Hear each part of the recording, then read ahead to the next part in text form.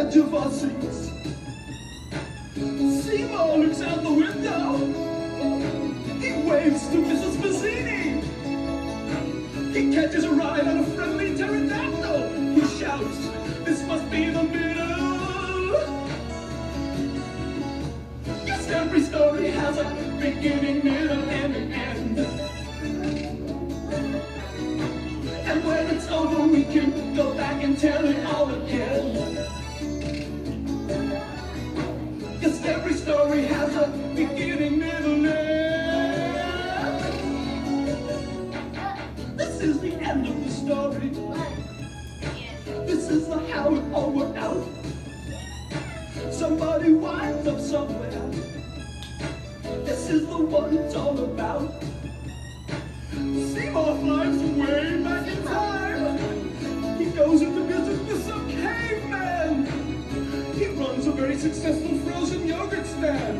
He says it's a happy ending.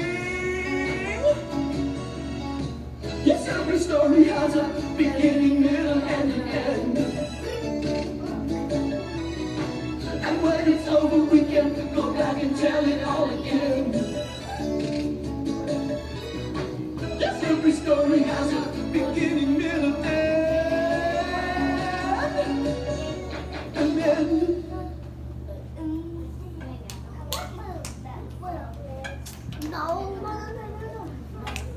Okay, it says every story has a beginning, middle, and end. So we're connecting to prior learning there because we've talked about that before. Beginning, a problem is introduced, usually. And there was a problem in that little video clip. Work through the problem in the middle of the story, and at the end it was solved. It said somebody came to their senses, somebody wised up. And usually that's what happens, hopefully. So remember, the beginning, middle, and end of the story is an important reading strategy. So you need to think about that as you're reading. Ask yourself those questions.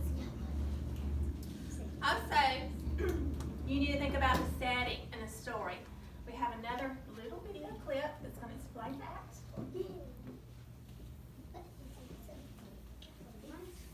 Yes, what is the setting? You ask yourself that question.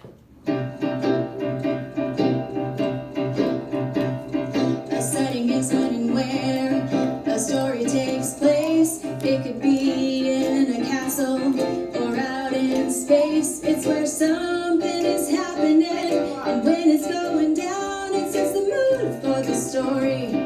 A smile or a frown, oh yeah, a setting is when and where a story takes place.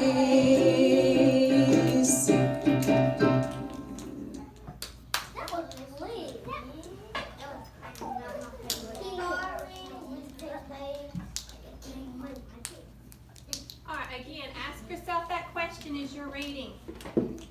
Where is this story taking place? It says it's where it's going down, it's where it's happening. Also, the characters are super important. Remember, they're the creatures sometimes. Yeah. Or the animals, or the people. The who in the story. We talked about the setting with our video clip. The plot. This word simply means what happens. The beginning, middle, and end. It's another way of saying this happened at the beginning, this happened in the middle, and this happened at the end of the story. You're reading a narrative story. Nonfiction is different now. Nonfiction, you have to remember facts. But we've been talking about narrative stories. And narrative stories are made up. Characters are in it. There's a setting. There is a plot. That means there's a beginning, middle, and end. So as you're reading, you're visualizing this. You're thinking about this. Ask yourself these questions in your mind. If you can picture it, then you'll comprehend it. That's why it's called a reading strategy, so you can understand it. Once you close that book, you may have a test on it. It might be your library book. So if you ask yourself these questions, you'll make a good grade on it. And like our video also said, a story has a problem. That is something that's causing trouble for one or more of the characters. That's why a lot stories, sometimes they base the problem on something that could truly happen in real life. So you might think about, I don't want that problem, or glad that's not happening to me. In the end though, generally there is a solution. So if you can relate it to something that you know about, or maybe you don't even want to know about it because you hope that never happens to you, the problem and how it's solved, then you can also understand the story a little better. All right, we have a little story here called Tabby Plays. Tabby Plays. Please follow along with your eyes as I read this story. Clue is the title, so don't forget to read the title when you're reading a story. Abby got a new kitten named Tabby. Abby loved his new kitten, but all the kitten did was sleep. Now remember, you're processing, you're visualizing, you're thinking as you're reading a story. So, I've already read the title and I heard the word Tabby. That name's a character. They wouldn't have it there if it wasn't part of the story in some way. And then the very first sentence says Abby. You know it's going to be about Tabby and Abby now, so they're your characters. Got a new kitten named Tabby. Abby loved this kitten, but all the kitten did was sleep. There's your problem. Abby would pick up Tabby and try to play fetch, but Tabby just wanted to sleep some more. Abby made a plan. Guess what they're getting to? This is the middle of the story, and you're thinking about what's going on here. Are they solving this problem? What could be the solution? Abby made a plan. She walked to the pet store to buy new toys for Tabby. When Abby got home, she pulled out a toy mouse and shook it on the floor. Tabby's tail started to move. Then Tabby jumped up and played with the mouse. Problem solved. So I thought about all these story elements, the characters, the setting, the plot, which is the beginning, middle, and end, problem, and the solution.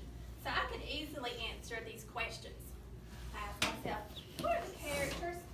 And maybe you just had a momentary memory lapse.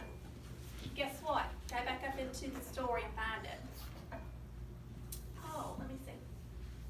Tabby. Abby. You could use that as one of your strategies. Just go back. Look for it. That's fine. People have to do that. Rereading. What is the setting? Maybe I forgot. I need to look. Well, she got a new kitten and she was playing with it. Home? Outside? Did it change? Yeah, she went to the pet store. And that does happen, the setting that can and will change in a lot of stories. What is the character's problem? Well, it named it. Her new kitten liked to sleep too much. And how does this character solve this problem? Again, if you need to look back in the story, please do. She went to the pet store, she bought a toy mouse, and guess what? Abby's tail started to move, then Abby jumped up and played with the mouse. So those are your story elements. You fully comprehended the story if you can answer all of those questions.